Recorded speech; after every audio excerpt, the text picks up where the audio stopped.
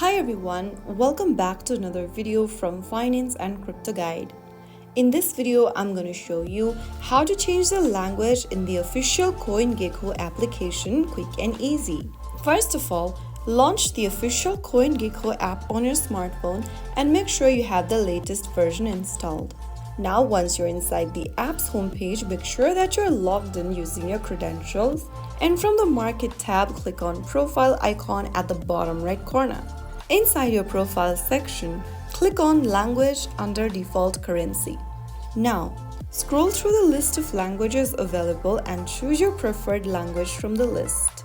After you do that, you will be able to see the app will update instantly to reflect your choice. Changing the language on CoinGecko ensures you can read crypto prices, news, and data accurately in a language you understand best. You can always switch back to the language of your choice by repeating the steps.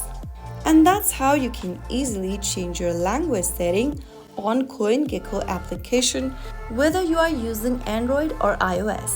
If you found the video helpful, don't forget to like, share, and subscribe to the channel. I will be back again in the next video. Thank you for watching.